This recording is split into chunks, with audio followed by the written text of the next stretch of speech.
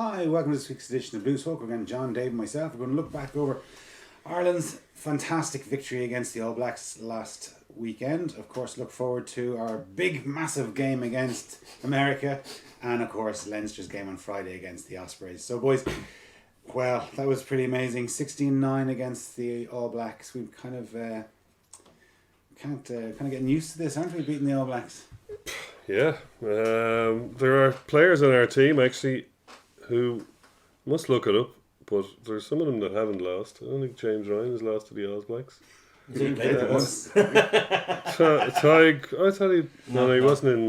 Tyg Furlong has a fairly good record. I think Josh Van der Fleer, Jody Murphy. I think. Was he not in Chicago, James Ryan? No. Don't think Okay. so. Tyg Furlong has played the All Blacks something like five times, 3 wins, a draw and a loss. Like, hello. The men have lived and died for the last 114 years and had fabulous rugby careers, and Brian O'Driscoll obviously springs to mind, seeing as he's recent and has probably had a fair few games against them. And an old teammate of mine played against Never. them 3 times in a week. oh yeah, Phil Matthews played for Ireland on a Saturday, Ulster on the Tuesday, and the Babas for the following Saturday. And lost all 3. of course he did. But like, these guys are now just knocking them over for the crack. Like Tyg Furlong is the one that sticks out for me with that kind of a record. And the only one he lost was one of the Lions. No, sorry, he lost. He must have played 6 and lost 2, because didn't he play in the Lost one? 2 and drawn 1. Yeah, lost 2, draw 1, played 6. So that's a 50% win record. I just had a look at our Ireland's last 4 games against them. We've an aggregate score of 85. They have an aggregate score of 81 over those last 4 games. The 2 that we've won and the 2 we've lost. So we would actually have won the series if it was 4 games series. Yeah, so somebody did a thing on that actually today. They did. They picked our last 4 games in the 80s, our last 4 games in the 90s, and they did last 4 games in the 80s, and the aggregate was in New Zealand's favour. 1,000,000. No, it wasn't, because it was easier to slow down ball and do stuff like that back then. I think it was plus 50 or something like that. And then our 4 games under Eddie O'Sullivan, it was plus 90 or something to the All Blacks. It was something similar for Kidney, although that was skewed by A a 60-0. and then for and then obviously Schmidt has a -4 in our favour. Yeah. So but it's all part of a process. I mean, we talk about we've often mentioned on this show before how England went about winning the World Cup, and how they went about winning the World Cup was by beating everyone else at some point before they got to the World Cup. So there was no psychological barrier. We have that getting now. used to going to the Southern Hemisphere and winning. Precisely, or at least getting used to beating those teams, and we've done that now. As well as that, we've broadened the squad depth. There was a big discussion earlier on I can't remember which radio show it was, but it was if you got to the situation that we were in the quarterfinal in 2015 again, and we lost 5 or 6 players, it would still be a huge thing to us. It would. But we're in a much better situation than we were in 2005 or in 2015. I mean, we lost Paul O'Connell in 2015, but we have 2 spare locks now that we didn't have back then, by Byrne and because it's not just losing the guy on the team, it's losing the guy on the bench as well. Because we have Byrne and Henderson who didn't start. Back row, we lost Sean through suspension, and Peter O'Mahony got injured. But we do have back rows of plenty. I mean, there's back rows all over the place. We beat them without Conor Murray. I mean, I didn't think I thought that was that Midi Olympic said was the best player in the world. Yeah. Like, it's a pretty reputable. Fair enough. Yeah. And not biased in either direction. I would have thought that the one player we couldn't afford to lose was Conor Murray, but it turns out. Although there was stuff in the on the media, a couple of different things that were done last week to show that actually maybe that's not quite the way it is. That there's a 50-50 split in terms of who's the key guy between himself and Sexton, which is probably accurate. And we lost Jared Payne, but you take, say, Gary Ringrose out of the team, you bring in Henshaw. So there's strength there. So there's much more depth in the squad than there was in 2015. So I mean, the win is brilliant in and of itself, but it's also brilliant because it demonstrates that there's a building process there and a depth there that wasn't there. I mean, people forget that we went over and we beat South Africa with 14 men without Johnny Sexton. You know, He wasn't even on the tour. he wasn't even on the tour. And like they did, I think for the greater good of the Irish team, they built a squad and that tour. You know, the short-termists in us might say, "Oh God, we should have had done a that. series We let that victory." one go." I still think we let it go, We even did with the let it players go. we had. Yeah, but like We those nearly did it fellas, anyway, yeah. those fellas have gone down and played in South Africa in a test match. Oh yeah. The you know the maybe you know someone like Marmion, for instance. Now, I don't know whether he played or not, but I'm just that As an example, that can yes, step yeah. into Yeah. a situation like as he did last week against the He All stepped in a Blacks. few big ones now between that and Italy England, or yeah. England in No, but like the he's- Six Nations. You know, and okay, Conor Murray is a super player and probably get on a World 15, but Marmion was able to come in and play, as you said, against England in that match in 18 months ago and step in against the All Blacks. You know, Also, he if was everyone is playing fit, injured. Murray's gonna. Well, he's out now till February. Yeah, but he got injured in the Argentina game. Yeah, yeah. So, how about that? Yeah, yeah. We played without Henshaw, without O'Brien, without Levy, without Conor Murray, and Conor Murray's replacement was playing injured. And we beat the All Blacks. Like, that's close to ridiculous, you know? Yeah. It just showed, like, the team, the other stat that I think we rolled out a few years ago when, after about the Lions time, is like, this decade, the only Northern Hemisphere teams that have beaten the Lions every single time, beating the All Blacks, every single time, it's been Andy Farrell as defence coach. England Absolutely. in 12, us in 16 and 18, and the Lions in 17.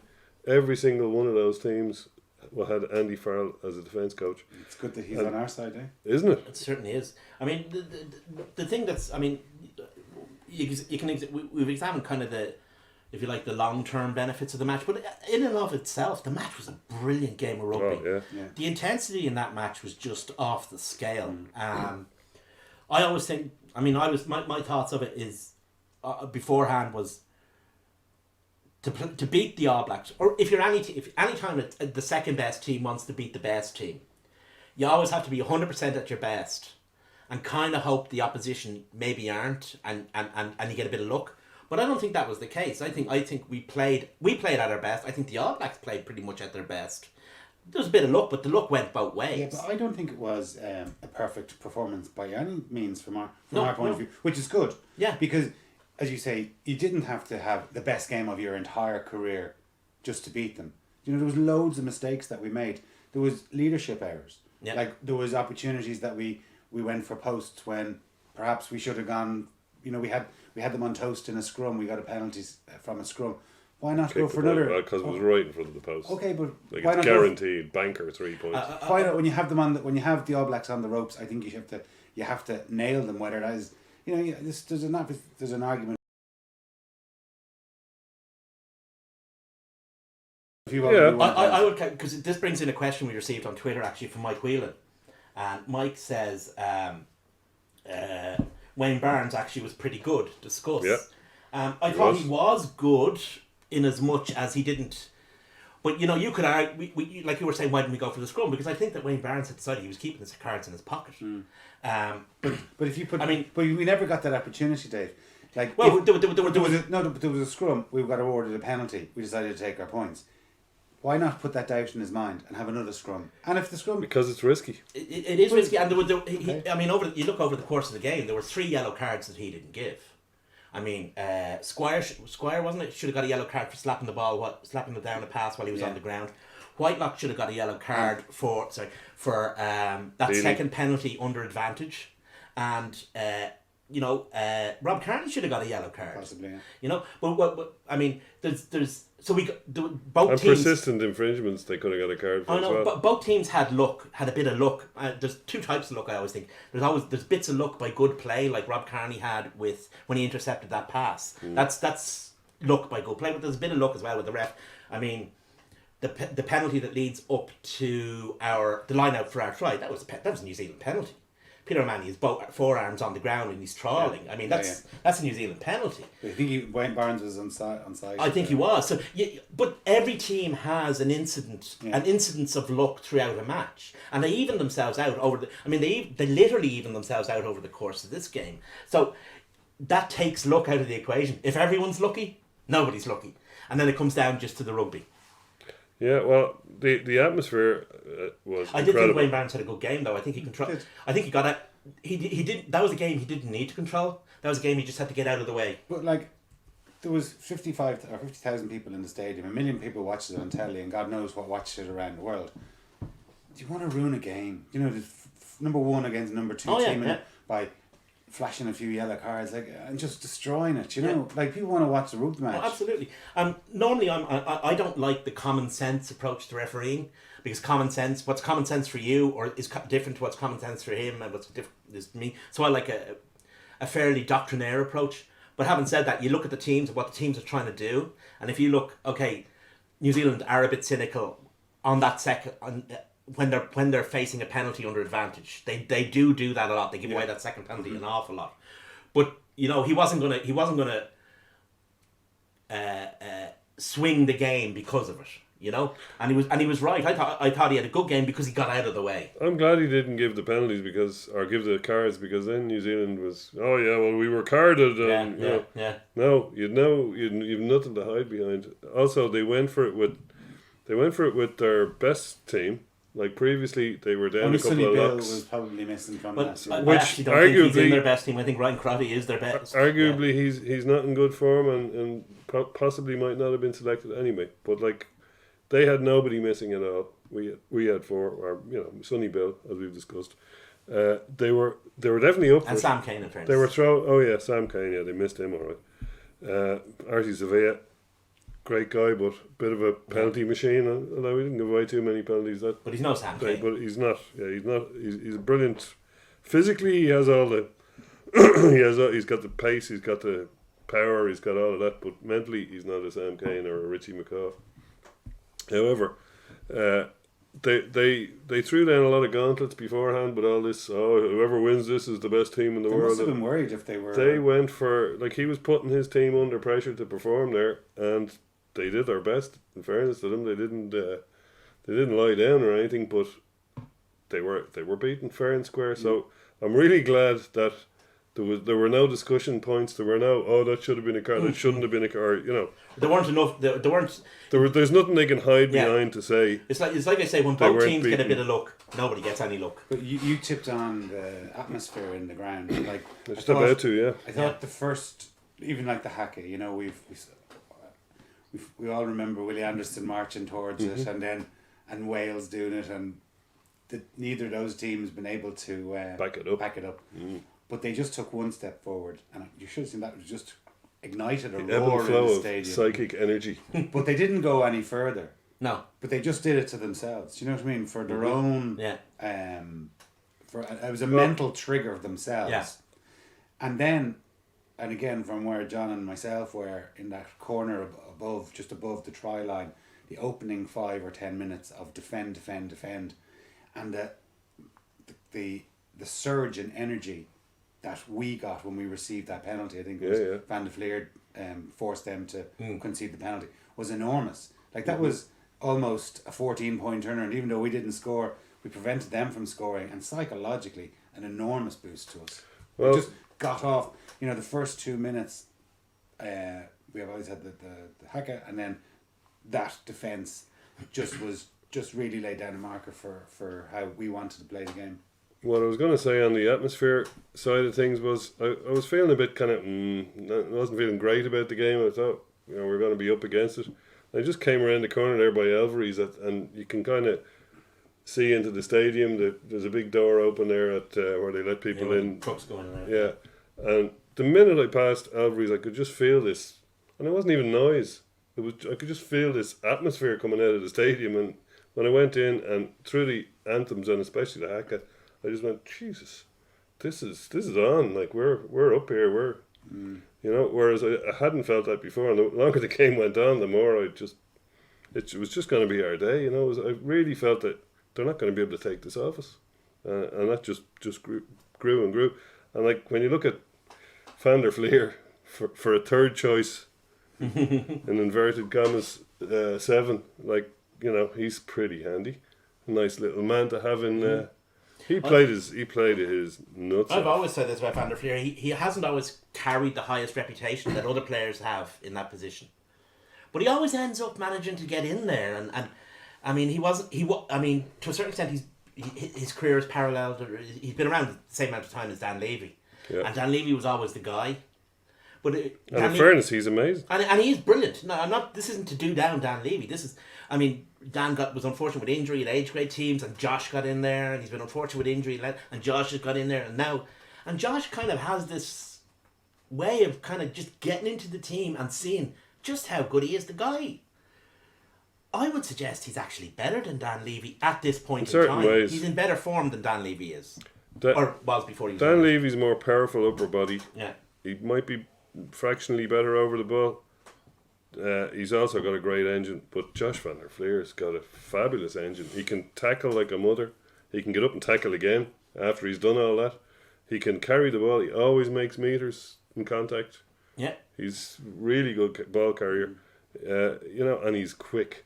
He can nail an out half off the side of a scrum like very few others can. A lot of overlapping skills with Dan Levy, but. What it comes down to really is we have three open sides, and I don't give a shite which one of them plays because they're all. But look, this is what done us in 2015. Yeah, and you can see why Joe. Because when O'Brien got suspended, when O'Connell got injured, we just unfortunately didn't have that strength and depth. And like we saw, Sean O'Brien breaks his arm against Argentina. Dan Levy gets injured. Yeah, Dan Levy comes in and has a great game in that game. Yeah, and gets injured. Yeah, and then gets injured. Yeah, and yes, he was man of the match for the 40 minutes he was on, and then Josh Van der Fleer comes in and was outstanding. And from a Leinster point of view, a lot of Leinster people complaining about like Jordy Murphy going to and Joey Carberry going to Munster. Like 4 of the tight 5 that beat the All Blacks are Leinster players. 6 of the front row, if you can include the subs, are Leinster players. The 3 sevens, the 2 that were missing and the 1 that are Leinster players. I hope you have your boots for next Friday. It's just because there aren't very many Leinster players left. Well, it's just that we've got that pack is one up there with the best in the world, knocking the shite out of the All Blacks, and most of them are there's 2 Munster players in the back row and there's Rory Best. Outside of that's it. Everybody else is Leinster. Most of the subs are too. So, in fact, no, Henderson's the only sub that isn't from Leinster in the pack, I think. So, it all bodes well, and I certainly, while nobody particularly liked losing Joey Carberry, I think, we're still looking in pretty rude health, and stuff is just coming through. To replace whoever. That they all have multi-month injuries now. Yeah, but unfortunately, though, it wasn't all sweetness and light. Like our line-out didn't work in the last, say, quarter of the match, and I don't know what that was. Whether it was Cronin. Toner. Well, Toner perhaps, but that shouldn't necessarily be. Toner doesn't play all the matches, and he certainly doesn't play all the matches for Leinster. We still have a fairly good line-out, but it just didn't work, and it's frightening that it didn't work against Argentina either. It was a lot better actually this week than it didn't work. There was 3 lineouts on their line that we failed to. Devin Toner makes a huge difference to that lineout. I mean, massive difference, both from the way he calls it, the way he works against the opposition, and the fact he's 6'11". Yeah, he also does lifting as well. Like he throws O'Mahony up. Powerful guy. But like you can do a one-man lift. But look, you saw that it just didn't work. No, like we were throwing balls over the back when there was people jumping in the front. It wasn't. It was a system malfunction, and there was a very frustrating. To get away with it. The guy who runs the system is Devin Toner. Okay, fair enough. But Henderson also calls it too when he's playing. It was a very frustrating one where we could have had them. It wasn't long after we scored and we had a 5 meter line out. I think that's probably one of the ones you're referring to. Yeah. And like if we'd have put that away, it was a lot less tense at the end for the last 10 minutes. And of course, O'Mahony's turnover, not the one that he won the penalty, but where he was running back, and the ball just happened. I'm reluctant to say it just happened to bounce into his arm. The way he was able to wrestle the ball. It's astonishing that a professional rugby player can catch a ball in front of his face. It really is. I tell you, if he hadn't have done that. Oh, if he hadn't caught it, no. If he hadn't have caught that, it was a try all day. Yeah. But And when Stockdale had the balls to go for the chip again after being charged down by Kieran Reid, And on any other day, like Kieran Reid did not have to stay on his feet and control that ball. He only had to control the ball. Yeah. Because he had McKenzie, I think it was, beside him, who's a flyer. And all he had to do was literally one-handedly scoop that ball up to McKenzie. And there was no Irish player. Of if everyone has a bit of bad luck, then no one has any bad luck. Because, I mean, we were in try-scoring positions twice. I think you're referring to Coolmine against Dundalk in a very famous 0-0 draw that I played. Where it wasn't bad luck, it was lack of skill. But I mean, Stander was over the line. He was very unfortunate. He couldn't get turned. It was good defence from New Zealand, in fairness, to get under him. Rob Kearney kind of tiddles that ball on. Fractionally. And then, obviously, you've got Kieran Reid. So, again, that's another example, just to as a callback, if you like, of no one having any luck. Then nobody has a lack of luck. Yeah. But it was good. It was good courage from Stockdale, and it was a great try. It was a beautiful move. Do you have it lined up there, I Colette? may well do. Oh, yeah. We'll go this way. Oh, no, we won't. We'll go that way. And they pulled in. Everybody, look who's back there. Once Nobody. he gets moving, he's got serious gas. Jeffrey McNobody was back there. It was a great bit of skill. They just got the guy out of the way. Who was on that side? Was it Bin Smuth? Was on that side. Bin Smuth. He's by trade a bit fullback. of a fullback. Yeah. Um, Well, you see, that's all about like sucking in the opposition and making them think that something's going the other way, and then cutting back. But you really have to commit to get them to believe that something's going the other way. And I think, was it Rory Best? Look, he's heading the opposite direction, and then he's not. crap. But he stays out on Rory Best. You see that? Yeah. Who was only there for his, like he wasn't going to be running in a try on the wing. He was there for his deception factor. I heard O'Driscoll talking about it, and he said you have to kind of pretend that you've no interest in getting the ball. Your job, I'm just going to trundle along here, and because it's going right anyway. It's not going to me. And anyone who all the decoys have to be really enthusiastic. Yeah, of course. And the fella who's not going to get it. But that's it. I mean, it's all about concealing what you're doing. But it's funny you mentioned Ben Smith sticking out on Rory Best. That was actually the right thing to do if you think about it. Because if you're running, if you've got guys drifting over, you take the outside man and let somebody them go. And actually, one thing that really impressed me with Ireland was sometimes Stockdale has in the past bit in, and there was 2 occasions where he stayed out, let Joey Carberry come across, make the tackle. One time Carberry's tackle stopped it dead, so that was the fine. But the other time, the guy got the ball out of the tackle, but Stockdale was there. He hadn't bitten in. He'd kept his discipline, which was really impressive from him. I heard a Kiwi during the week last week. I can't remember who it was because there's so much going on. Say that Wellington Kiwi. Still talking to the fruit, John, are you? How do you beat New Zealand? He was asked, and how actually, I think it might have been Kieran Reid. He said, you just got to win the collisions. Like what does Sean? Oh, that's what it was. Richie McCaw. Says, what does Sean O'Brien give you? You got to win the collisions against them, because if they're not winning collisions, they can't generate, like, all the fancy stuff they do comes from winning the collisions. And we were just like, our line speed was a huge difference to Argentina. We were really soft on our line speed and on our defence against Argentina. They were making meters through us quite a lot, whereas New Zealand were stopped dead. It was the rush defence was just brutal, and it was getting up and running again.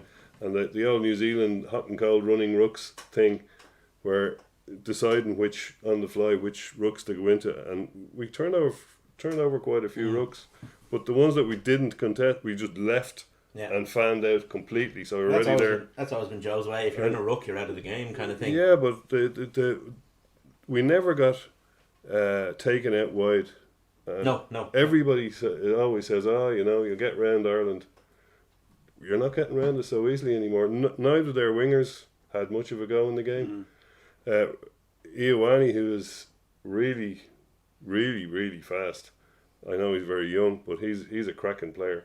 He didn't get hardly a run with the ball. I mean, he had a few. He didn't really make a line break. They seem to target Earls a lot. They kick deep to him. Yeah. They kicked, especially from kickoffs. But his feet were mesmerising. It was important that he got that forward momentum. Otherwise, he was getting creamed and been pummeled back with his pack in front of him.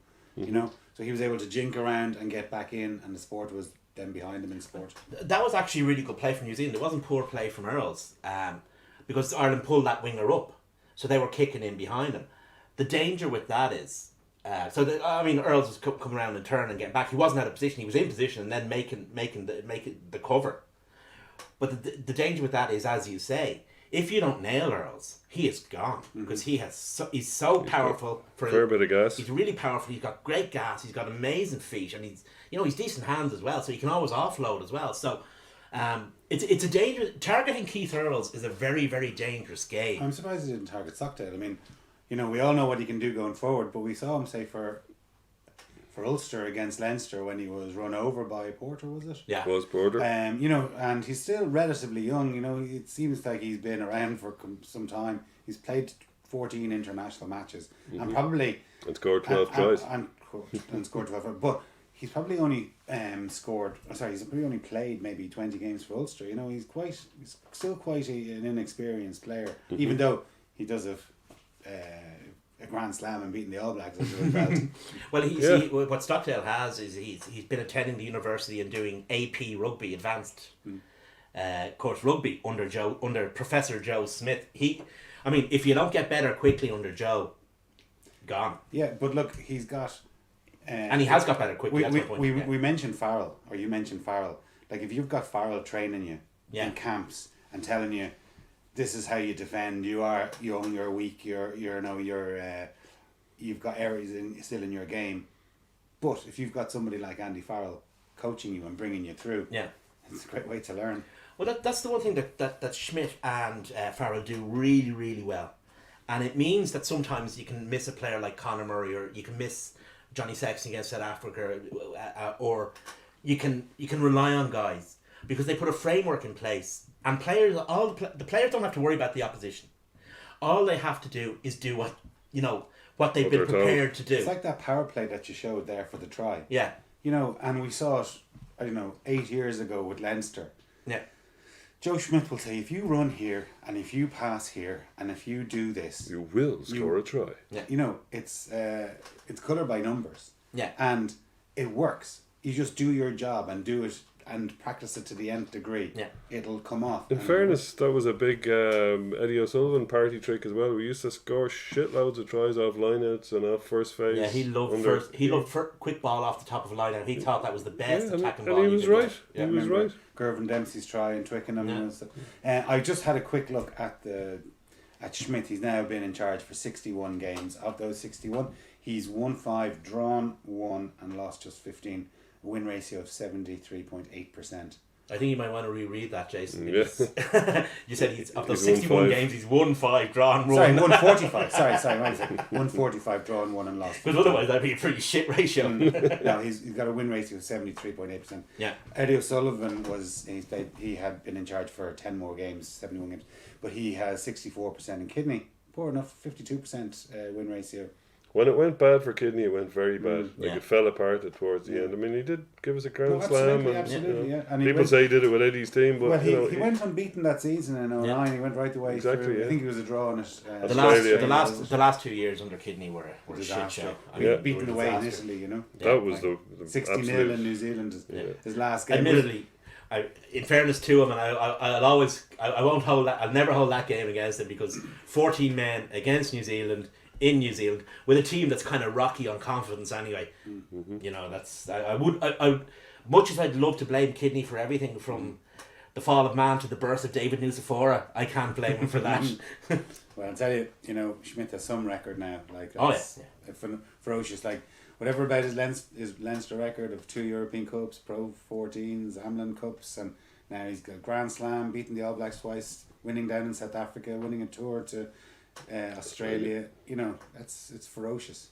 It is ferocious, but the other thing is, he had Brian O'Driscoll for the first season of his thing, but like the golden generation. That was exactly where I was going for him, and then retired. That's where I was going. He had to build a brand new team. Yeah, the golden generation. Like we all thought, but people said when Brian O'Driscoll retired, and Paul O'Connell retired, that's it. You won't see the like of them again. They're once in a generation player.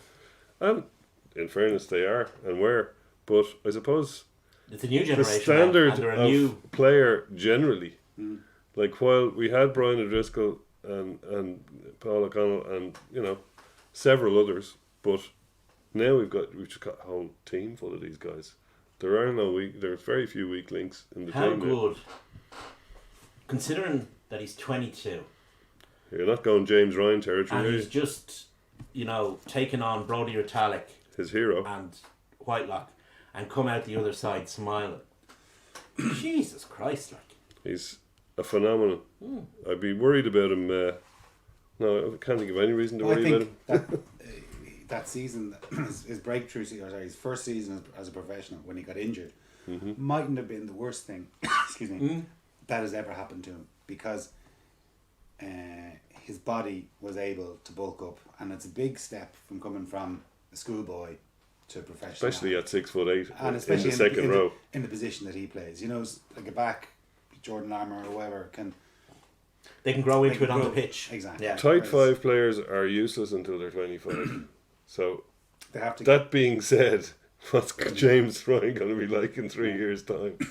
Tight head props, second rows, tight head locks, all those power guys normally don't come into their own until they're at least 25.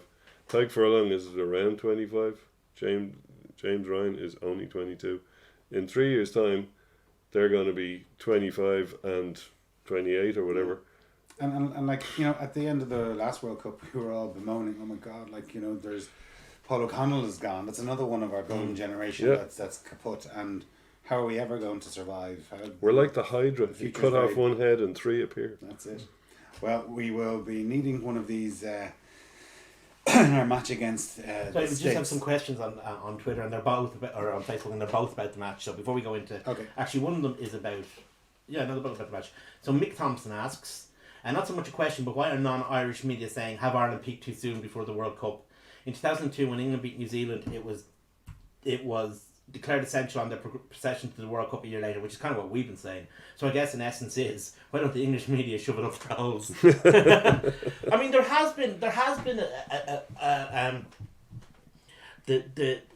the Brazilian bollocks was all over the press this weekend. I'm not even going to mention his name, and neither are you. His name is banned from this show. Okay. But he was all over the press saying, "Oh, it's Ireland peaking now. That's no good in the World Cup. It's no good beating New Zealand in the World Cup when you're not doing it in the World Cup." And No elocutions in Brazil. Right? and I was confused because there's this assumption: are the Irish team going into some kind of suspended animation tomorrow or after the US game that they won't be, peaking for the World Cup, whereas everybody else will? I mean, there's this. Well, New Zealand have been accused of it a few times on playing fabulously well 2 years out and then not being at their best in the World Cup. But And winning the last two.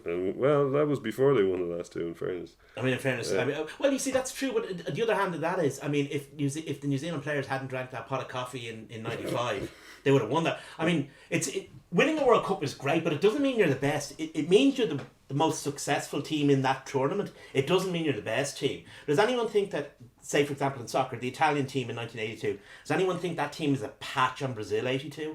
Does anyone? Does anyone think that Zico is a worse player than Bernard Diomed because Bernard Diomed has a World Cup winners medal from '98 and Zico doesn't? Does anyone think that there has been a more destructive or influential force in world rugby ever than Jonah Lomu just because he doesn't have a World Cup winners medal? I mean, you can say that, but I mean, at the end of the day, great. I mean, that New Zealand team between '94 and '97 was probably the best rugby team I've ever seen. fair enough. In every single position. I mean, they had whatever about Lomu in the wings. They had Josh Kronfeld, they had Zinzan Brook, they had Andrew Jeff Wilson. Mertens. They had all these guys absolutely at their peak. They had Christian Cullen, incredible team. And so the idea that they're not a great team because they didn't win a World Cup is ridiculous. So we will be improving before the World Cup. I don't think the English media have been as harsh as Mick suggests. I certainly I know Robert Kitson. I've been reading him. And he hasn't made. He hasn't got the knife in. He hasn't got the knife It in. was interesting. I actually heard there was a debate on Off the Ball between that guy that lives in Brazil and Rory O'Connor. Yeah. And it was actually a very interesting debate between the two of them. And there's not many that would make me take Rory O'Connor's side, but that's one of them. Rory O'Connor I actually like said... Rory O'Connor, I have to say. Rory O'Connor was actually saying that, and he clearly would have been in the press conferences and so forth. He said that the English journalists actually didn't go to England's game against Argentina. They actually, Japan, sorry, excuse me. They actually came over to Dublin for the real game. Yeah.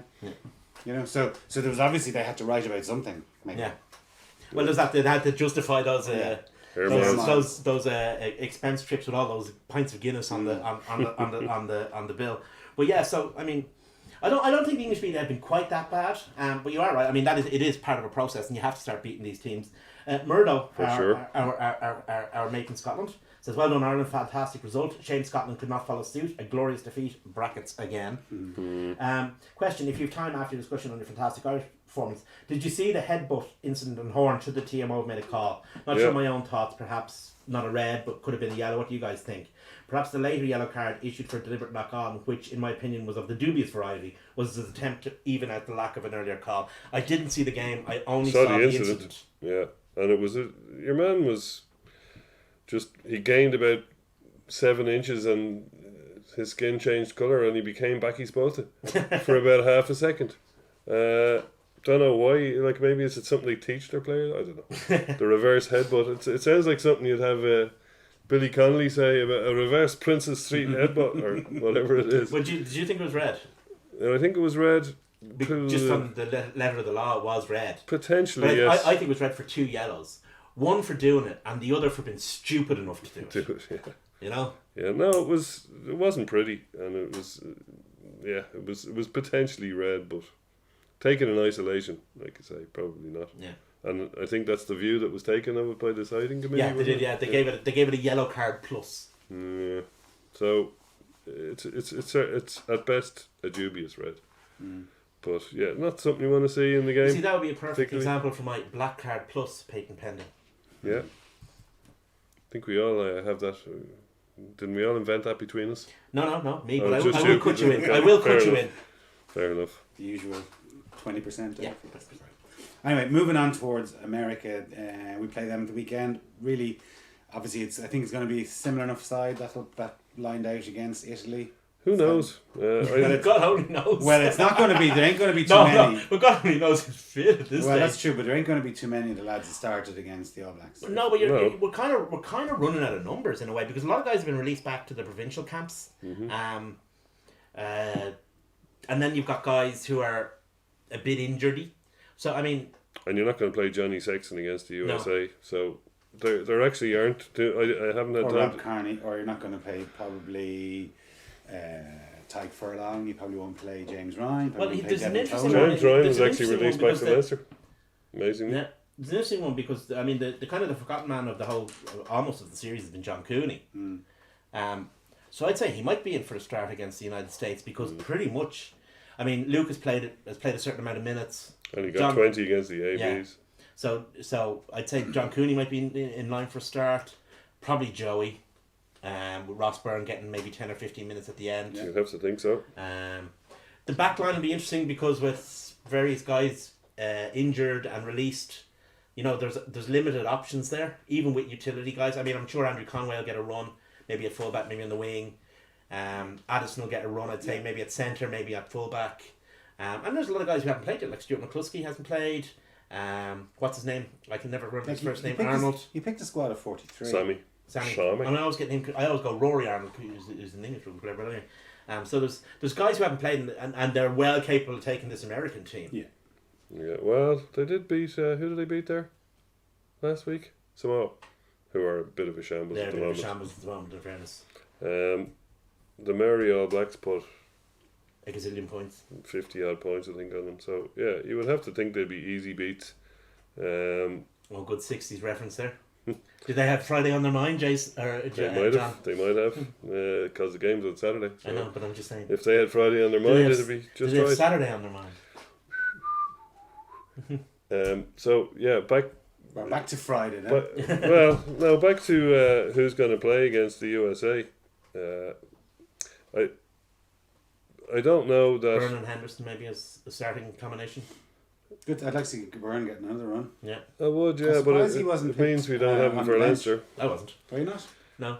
I said it before. I think Joe's first three guys are.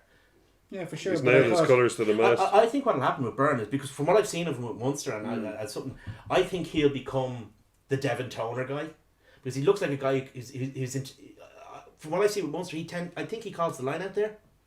Could be. So you never know. Of course, Sean Klein will be ready for the World Cup as well, so he might be in there. He's nailed on to go to the World Cup Oh, just yeah. because he Oh, can cover absolutely, yeah. 4, 5, 6, 8.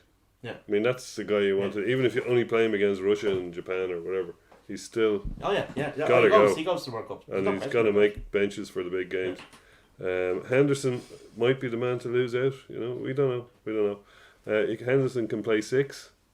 Can't necessarily play 8, but well, he probably could. So I see the two guys as kind of in competition with each other. Will they both They go? are very much in competition with one another. It's kind of like the third, second row sweepstakes between now and the end of the season for the two of them. The other guy who's come into the mix is a guy that Joe Schmidt loves, and that's Quinn Reel. He could I get. think he'll play against America. That's what I'm saying. He can play against America. Sure, Yeah, for sure. yeah. But like Don't when it think comes to he'll the be World going to Cup, I don't Cup, even no. think. Unless When there's you've got the injuries. likes of the three lads that you mentioned and possibly Byrne. That's I it. don't think- That's the Remember, coterie. one thing you have to remember about Quinn Reel is he's got a Grand Slam and he's beaten the All Blacks. Okay, but like there's other kids coming through and Oh, there are. But the one thing he has in his favour that no other lock has is the type of lock he has. He's that big, heavy tank kind of a guy that Joe Schmidt likes to have around the place, whether he uses him or not. I mean, he's basically Ireland's Ireland team's Brown. Damien Brown. You know, and that's what he is. And that's not a bad thing to be, because, you know, you get to beat the All Blacks and win a Grand Slam. But for Saturday, I could see he might go with Rue and Byrne to start. He's in the squad anyway. Yeah. Does anybody think that the fact that James Ryan has been released back to Leinster, most people think that he's just been released back to Leinster to lick his wounds, but has he been released back to Leinster because maybe they're going to give Fardy a break and play low on JGP, TPG, LPK? I'd be surprised if they didn't play low. His parents are over. Yeah, but You know? that's a pretty sentimental reason for But playing a guy. yeah, but sometimes teams do that kind of thing because it keeps everyone happy, you know. And so then you're left between Fardy and Jemison Gibson Park, and the question is Nick McCarthy going to be up to a start against the Ospreys? Maybe, maybe not. Hugh O'Sullivan, is he? I'm not sure yet. So they might decide to give James Ryan might have been released back to give Fardy to leave Fardy off so we could keep Gibson Park on. That's what I'm saying. But we don't know. That's what I'm saying. Because I wouldn't like to go into a game against the Ospreys with Maloney and Carney as our second row. One piece of news was Nagel has been Gone to released. Well, Ulster, he's yeah. been sent up to Ulster for on a loan basis initially.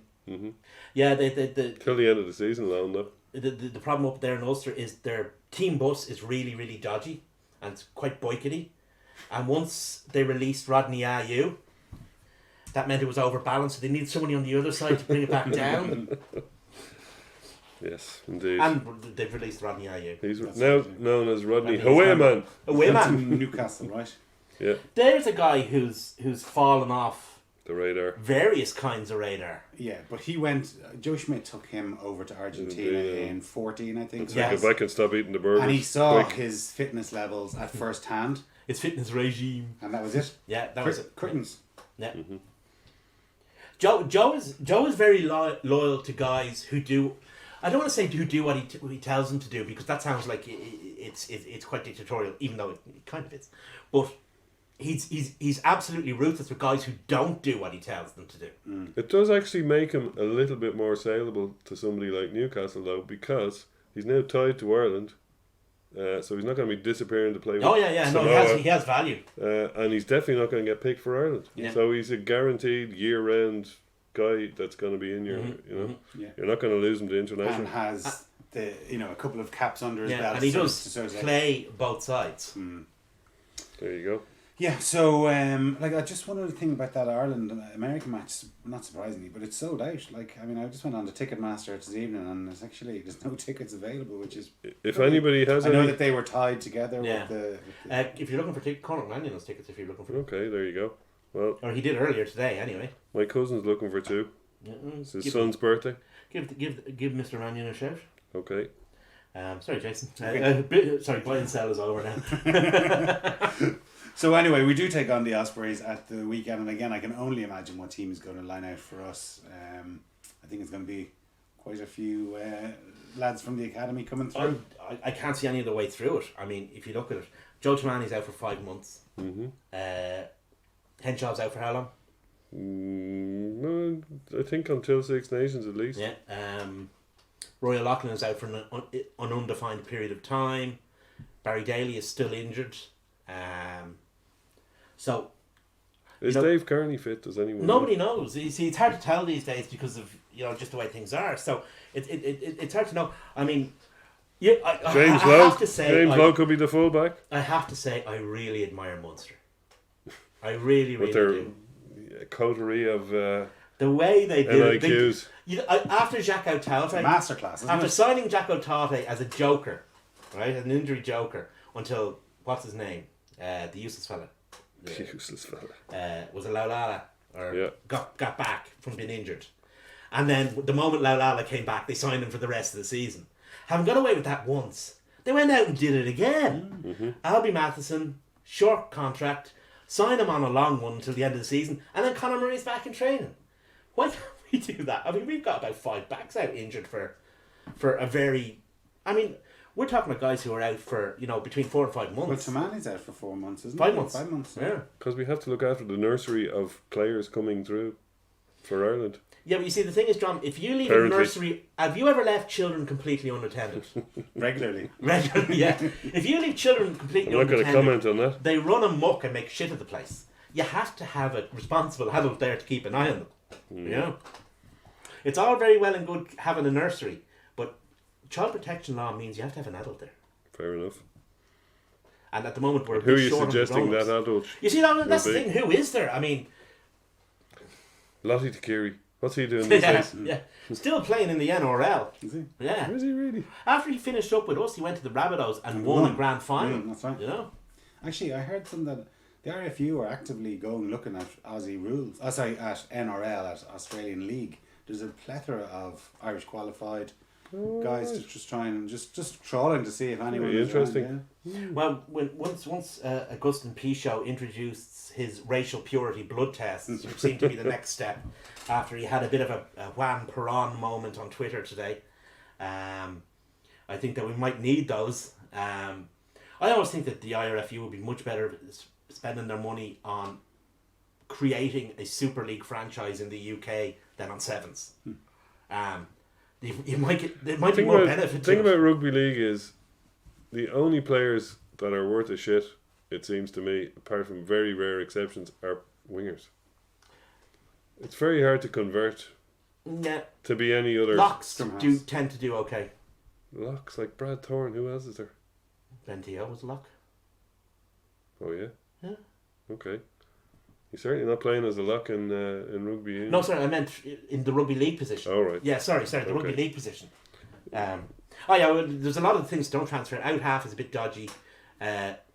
Centres Half back can even. be a bit dodgy. Centres sometimes, some of them work, some of them don't. Rugby league it's very much a fit, but rugby union has moved closer to rugby league than it has to sevens. That would be my contention. But there's a lot of Aussies. There's a lot of Aussies with Irish names in the NRL. All right. Yeah. Yeah, it's And there's probably like up in the north of England as well. You could say the same thing for in the Super League teams. You know, most of them are up in the north of England, and it's quite an Irish. A lot of Irish live in Leeds, Manchester, sort of neck of the woods. Yeah, I mean, we had a certain amount of look at that before. Well, we had a look at that before. It cost one coach's job nearly, in Brian Ashton. He wanted to sign Tommy Martin, and they wouldn't. And he wanted to sign. Different era now. I mean, don't forget there was lifetime bans going on not so many so years big. before. And he wanted to that. sign Gary Conley, and they wouldn't actually. Well, ironically enough, in fairness, he did move to Munster. he did move to once, Munster. I mean, Andy Farrell was Irish qualified, or could have been Irish qualified. Sean O'Loughlin, what's his name? Sean Long. There was most of that really Sean good. Edwards. Sean Edwards. Most of that really good Wigan team. Sean Edwards actually did play for Ireland in rugby league. He did, yeah. So did James Lowes, not James Lowe, James Lowes, who was hooker on that great Bradford team.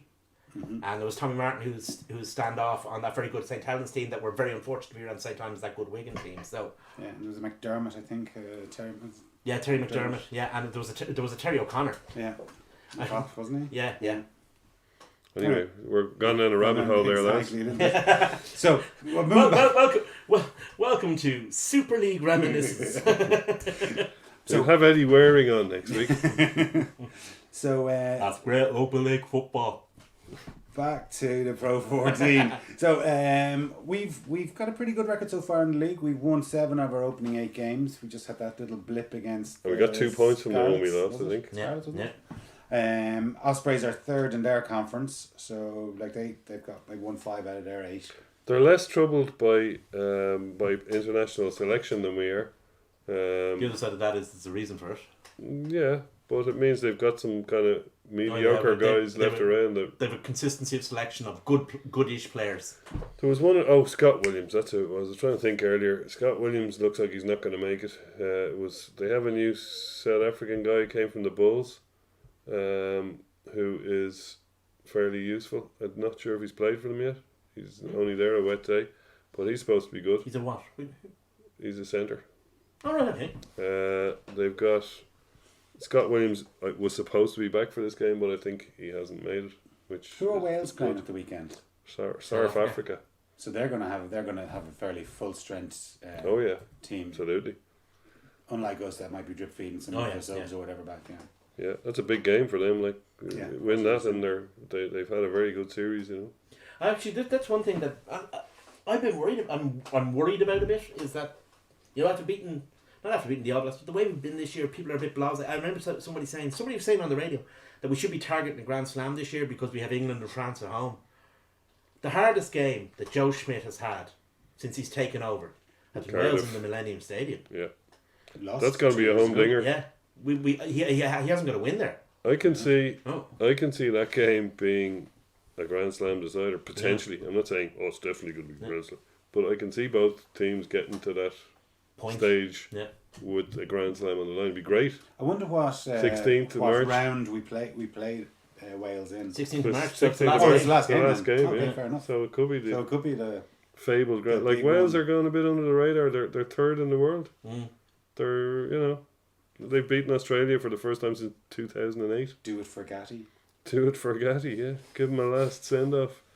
So I can see them winning a Six Nations, maybe not a slam, but I can see them doing us in the Millennium What we do Stadium. is when we play Wales over there, everybody wears an Eddie O'Sullivan mask. It'll totally discombobulate. dagger. Yeah, we'll all have daggers. It'll totally discombobulate. We'll all dress as car parks. Well, quickly, just before we go, moving on, just have a look at some of the other fixtures in the Pro 14 this weekend. Murdo's Glasgow take on Cardiff. They always seem to be playing each other for some That's reason. in the same conference, so the Glasgow want that one. Cardiff have been going all right this year. Yeah, well, It is up in Glasgow, so it's a bit like us though. And I read something like it's another sellout. Nearly, there's only 150 tickets available. Yeah. So Well, they're not troubled as much. Cardiff are not troubled as much by international selection as Glasgow are, coming from a 2-team nation where they are the better team and therefore giving up more players. So Glasgow tend to give up almost as many as us, Yeah. and Cardiff are not as in favour as either Yeah. Scarlets or even Ospreys. I'm sure Murdo is not too impressed with Hoggy moving to Exeter. And Like if Hugh it's- Jones going as well. Yeah, it's To Leicester, I it think. always seems to be when someone comes through and they've established themselves as a pretty good player in Scotland that they end up moving down south or moving to France. It's kind of part of the strategy up there because they've only 2 teams though. I mean, Yeah. you can go abroad and still play for Scotland. Of course, and, like Finn Russell is playing in France, which, as we know from our Jonathan Sexton sojourn in Racing, that it's a hard one to play all the games you're Are you expected saying to play that it there. opens up a door that someone else can come in and develop that player? Well, yeah, that's part of it. But what I'm really saying is that they can't afford to keep all the world class players in Scotland because they've only got 2 teams. And but surely you want the best player that you build your brand around playing in your country. Well, unfortunately, they're the ones you can't afford to keep because they're the ones getting the biggest money thrown at there's them. all- I mean, they're the there's- ones you break the bank to keep. There's a social. They're Scottish. They don't There's a break social banks history. very often. There's a social history of sports people and indeed everything emigrating from from Scotland anyway, going back to the 1300s with the But you Gallipass see, and stuff I like guess that. that mightn't be considered emigrating in Britain. Well, yeah, that's true. Do you know what I mean? Like, Yeah. Well, that's true. Yeah. Well, that's true as well. People forget that. Yeah. I mean, people are. It's what there's a reason why when English guys come into the Irish system that they go to Ulster first. There's a reason for that. They're in the same country with Because the same they're in the same regular, currency. Yeah, they don't have to worry about stuff like that. I mean, it's an easy switch. correct. Yeah. You know, so that's why that happens. In fact, people going from Glasgow to Exeter, which is a bloody long way, are not changing country, whereas people going from Dundalk to Belfast are actually changing country. Or Geordie going up to Belfast. Already going from Well, he's probably got County to get Dublin. a new PRSI number, let's say, or you know what I mean. Yeah, Yeah. I mean, there's all that sort of stuff. I mean, your pension, you've interruptions All in that kind of pension, stuff, and you've yeah. interruptions in insurance. You've got there's a lot of administrative stuff that goes. I don't know if any of you have ever It's moved gotta be worse. country. It's actually there's a lot of admin stuff that goes on Imagine, around it. It's going to be worse after the dreaded B word, Okay, don't go there. if it ever happens. So your second favourite team, John Scarlett's take on Ulster. Where are they my side? Are they everybody's second favourite team? No. Ulster are not so badly affected by international call-ups, although they They they are are on the pitch at the they end. are key guys. I mean, although funny enough, a guy who's been playing really well for Ulster in the last 3 or 4 games is a guy I don't think anyone, certainly anyone I know, rated, which is Dave Shannon. He's been great for Nobody Ulster. rates him. Yeah, he's been really, really great. He was great against Racing. He was really good. Was it Leicester he played in the game before? I'm not sure. He was really good in that match. It's taken away. I mean, they still have Billy Burns because he's not called up. They're losing McCluskey, but they've quite a few centres. You got to think the Cooney's probably going to be involved with the Ireland team. Yeah. You got it. Yeah, I Definitely. don't think they'll have him back, but they'll have Craig Gilroy. Yeah. They have Henry Spate. They have Darren Cave. And then you've got do they have injuries? Is Michael Lowry fit? Because he's been going well for them, even though he's really an out half. He's been playing well at fullback. And there's another fellow with a strange name from Fermanagh, I think, who's I call him Balcony. Oh, Robert Balakoon. Yeah, There you yeah. go. Well, He's with the Sevens. I've seen him play a fair bit of Sevens actually. He is. I thought you You are a hated secret sevens. lover of it. Yeah. No, I just don't think it's anything to do with rugby union. I like watching it, but it's not rugby union. I like watching soccer too. But he hasn't got a lot of exposure on the Sevens circuit because he kind of plays in the same position as Jordan Conroy, who's like the star of the Irish Sevens team. But he's a good player, and he played well in those last couple of games. Because he's big and he's quick. Yeah. So he might get a run out. Yeah. Scarlets are the heaviest team that are affected by Yeah, call-ups in Wales call-ups, yeah. because they're playing the best. So yeah, that could be an Yeah, interesting and game. Ulster and What Scarlets night is are- that on? What night? That is on. Sorry, that's on Friday at 9:35. Okay. 19:35. Is it Okay. in Ravenhill, is it? It might clash with our game, so is in Scarlets. On Scarlets, yeah. Yeah, and of course those two teams are in the same conference as us. Second against third. So nil all would do us. Yeah. Could you get the Kilmine and Clondalkin team from... Get the band back together. Okay, let's see what else we have. Well, Munster are over in Zebre. So you Nice gotta little trip. Yeah, nice Lot- trip. a lot of their Falls. foreign players will feel right at home. But well, they're in Zebre. But Yeah, but that's foreign, isn't it? I suppose, but I suppose that falls fortuitously for Munster insofar as I'm sure they're going to be missing some of the players that will be away when they are. Conor Murray might get a run out. Well, he's You back just training. never know. Back You training. just never know. Imagine him playing Zebre. Can't take a long trip down to Port Elizabeth against the Southern Kings. And Italy are playing the All Blacks this week, so it'll be all hands on deck there. God. Oh dear. Imagine, right, Italy versus the All Blacks is a bit skewed one side anyway. Italy playing a really pissed off All Blacks. Getting the show back on the road. Has Sergio made himself available for that one? Don't know. Yeah, so he wouldn't. Okay, and some of the other fixtures then, Toyota Cheetahs against Treviso. I think that's... You don't sound too enthusiastic well, about you that know, one, do you? I'm just thinking, like, Treviso actually aren't too bad this season. No. I think that's a good trip on the Where road is for it? them. It's down in... Oh, down there, yeah. Bloemfontein. And in fairness, Cheetahs are one of they haven't been successful. They're one of the more watchable teams in the... Yeah, for I mean, sure. they played against Ulster. It was 34-all. It was an absolute they also I think it finished 34. Anyway, it's a fucking cracker. I think there was 7 tries apiece or something. Their game against Munster recently was really good as well. It was, yeah. And finally, Bernard Jackman's Dragons take on Edinburgh, and that could be possibly, if that doesn't go his way. Are they in? It's in. Rodney? Rodney. Dave's Parade. Dave Parade. Well, yeah, he could. He's everybody in Wales is saying that the cruelest thing I heard said was, "I wish there was a potato famine in Rodney Parade," except they said it in a Welsh accent, which is racist and harks back to the famine.